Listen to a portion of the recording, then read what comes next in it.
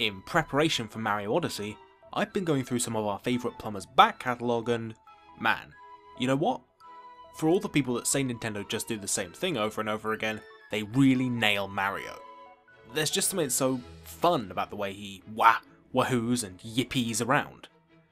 If you ask me, that's because Nintendo has really mastered how to use expressive mechanics. Mechanics that can be used in a lot of ways and give players the freedom to improvise and adapt to a variety of scenarios, and, well, express themselves.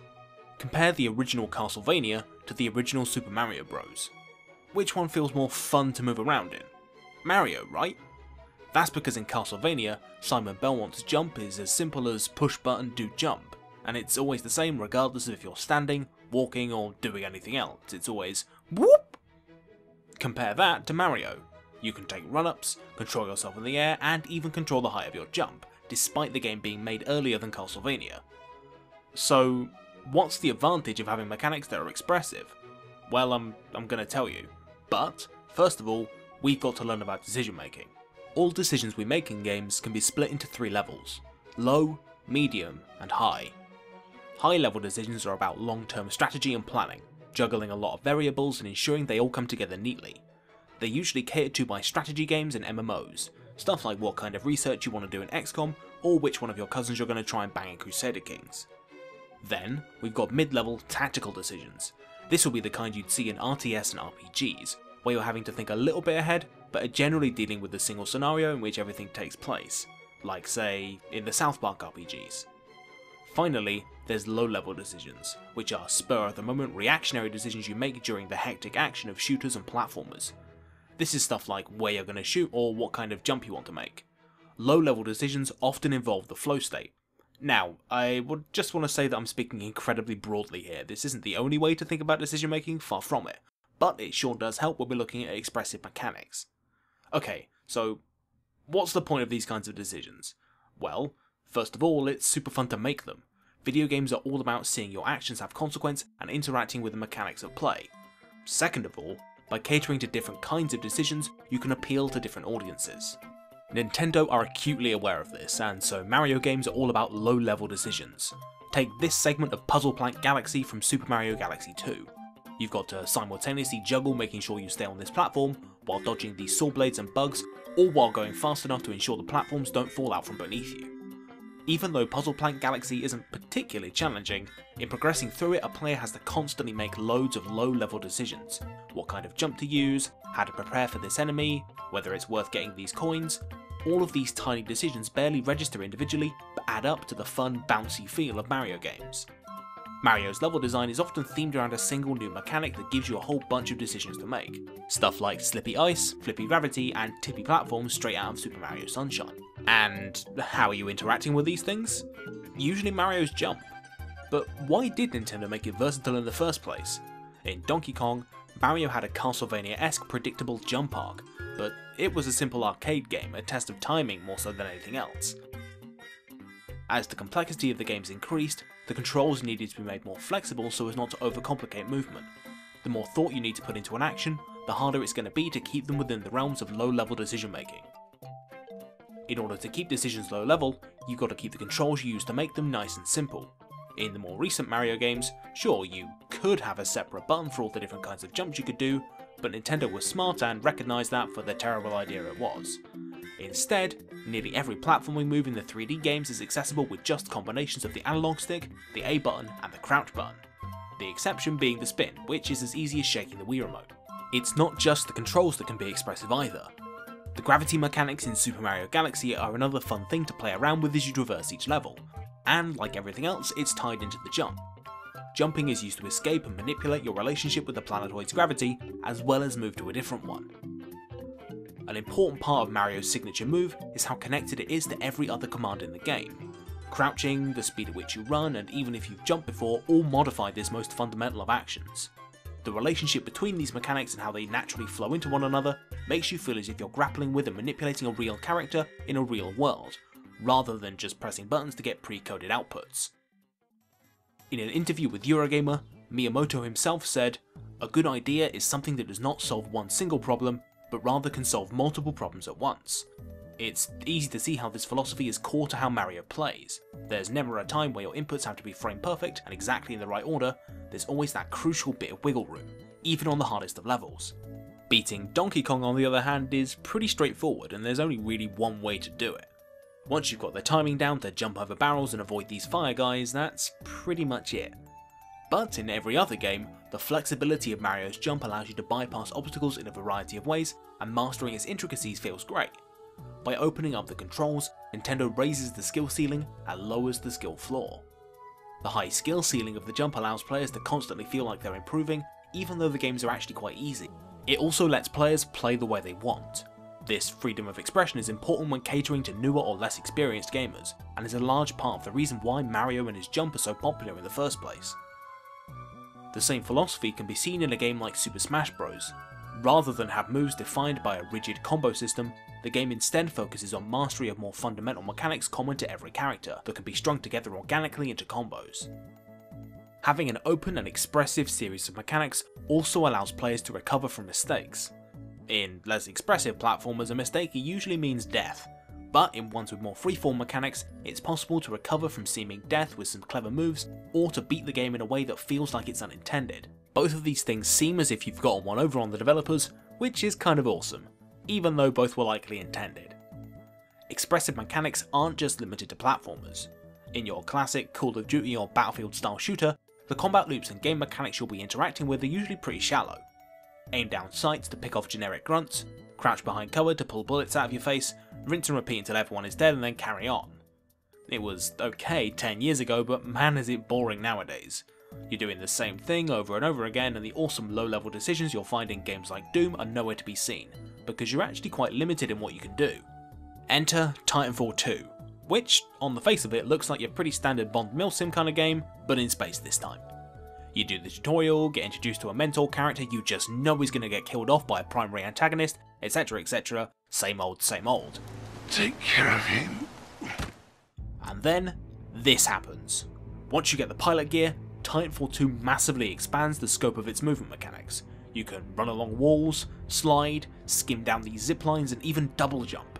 Everything in Titanfall 2 is designed to keep you moving. The hit scan weapons on enemies will miss more if you're wall running or jumping around. These bomb enemies called ticks and these huge things called reapers do way too much damage to be taken on without dodging, and on top of that, the platforming just feels really fun for all the same reasons that Mario's does. You're given the freedom to traverse levels and solve problems your way, and incorporate your own flair into playing the game. A lot of the level set pieces are designed around long walls and suspended flat edges for you to run around, breaking enemy lines and getting the drop on people. These levels have the same tactile thrill of platformers. You're constantly making a bunch of low-level decisions that determine your path through a level and what enemies you aim for as you zip around the battlefield. Probably the best level in the game, sorry time travel level, is ripped straight from the Nintendo playbook. You've got to make it through a huge platforming gauntlet and back, all while fighting enemies and playing with a level-specific mechanic. The beacon's main gimmick is these panels you can activate with your fancy new arc tool to unlock the path forwards and activate robotic goons to fight for you. Using the arc tool to summon up a platform to run along just in the nick of time feels awesome. So much so that I just ran past most of the enemies in this zone. I'd argue that this might be intentional, mostly owing to the inclusion of this Reaper, an enemy you can normally only kill with any degree of ease using heavy weapons or a Titan, neither of which you have access to. Normally one of these guys would be an almost mini-boss level challenge, but in this level it seems that Respawn are giving you the opportunity to lead this big robot on a chase where you can leverage your superior speed into not having to fight it at all. Even the areas in this level where combat is more encouraged put you in situations where you can really abuse the speed boost you get from wall running to surprise enemies before they can get into position and catch unaware foes from behind with a shotgun blast to the backside. The game tries really hard to get you to play in a certain way, and when you do, it's amazing. That's why it sucks that the tried and true strategy of using aim down sights to pop people from a distance is slightly more effective, much less risky, and way less interesting, which is disappointing. The multiplayer, on the other hand, goes and shakes things up with the grappling hook! I love this thing. I can do this, and whoa, look at that! It's a crying shame that the grapple and the other movement boosting abilities, like the stim, aren't in the single player because they add a whole load of new tools to your platforming repertoire that allow you to experiment and refine your traversal even more. And seriously, it's impossible not to have fun in a game where you can do this. Phew. Divinity Original Sin is another game that's just great at using expressive mechanics. In your typical RPG, you just click on abilities and then they fire off to do damage. But in Divinity, they can usually be manually targeted, and there's a whole host of environmental effects like poison, fire and smoke that changes your moment-to-moment decision making, making each fight a test not just of your tactical mid-level decision making, but also your low-level reactionary analysis as well. This is in large part down to the wealth of systemic interactions in the game. Just as each of Mario's moves can flow into one another, so does each ability in Divinity interact with everything else. Water and blood conduct lightning, and oil and poison can be ignited to blow up your whole team without warning? What the hell? That's not to say that making mechanics more expressive is always a good thing. It's a great way to make players feel more powerful and for them to have some flow-statey fun, but restricting and isolating mechanics from one another can have some equally valuable effects. Resident Evil 4, accurately regarded as one of the best horror games of all time, controls like arse. Dodging attacks with tank controls is clunky, the inventory management is a chore, and it's hard to tell where you're shooting with this weird over-the-shoulder perspective. But these janky mechanics all contribute to a claustrophobic and power-sapping feeling, making players feel isolated and afraid. Trying to wrestle with the shooting controls while these angry Spanish villagers close in for the kill is some seriously white-knuckle action. If you're able to shoot and move at the same time, or maybe do a couple of wall jumps into a melee takedown, then the game would lose all that brilliant tension. The controls for using the knife are similarly obtuse. You've got to dash into range, hold down the knife button, and with no indication of whether you're going to hit or not, flail wildly with your weapon. It really helps hammer home the do-or-die adrenaline rush you get when you're out of ammo and forced into melee combat with Alejandro over here. A really off-the-wall example of restrictive mechanics is, I guess mild spoilers for Doki Doki Literature Club. The game is pretty good, not fantastic. I guess watch a Let's Play if you're on the fence about it, but I'd recommend it. Simply put, it's a horror meta-satire on weird Japanese dating sims.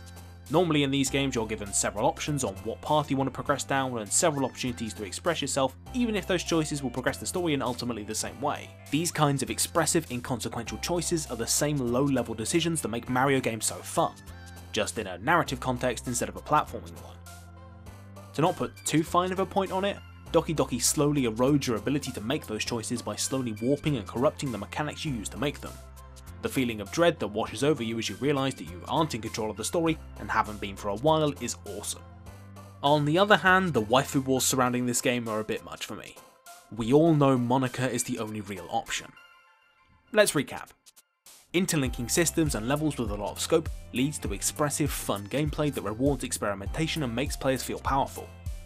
It's the reason why Mario games appeal to so many people. You can play them super casually the way you like, or spend time mastering the ins and outs of how this very well designed control scheme works. However, if you keep things too open, players will make your game less fun for themselves, doing your work a disservice. On the flip side, restricting how players can interface with your game is a great way to instill a direct, powerful message into them, but developers need to be wary of doing this too often because it's not always that fun to have your agency taken away. It's all well and good to say Mario is fun or Resident Evil controls terribly but that's okay, but without delving into the why of these questions and coming to terms with the way we interact with media, we're not doing these fantastic games and the people that make them the credit they're due. So, when you inevitably pick up Mario Odyssey, keep an eye out for all the moments when Nintendo lets you forge your own path or play around with the level gimmick. While they might seem inconsequential, these unassuming segments and the expressive mechanics that make them work may be the reason why we came to love Mario in the first place. The fun.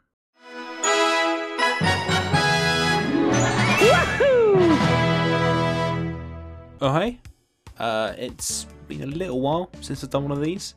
I just want to tell people that Mario Odyssey has come out and it is just as good as I was fearing. It's got kind of a heavy emphasis on like secret hunting over traditional platforming, but that's pretty good actually. It's kind of a refreshing change of pace from all the Galaxy 2 I've been playing, as you can see.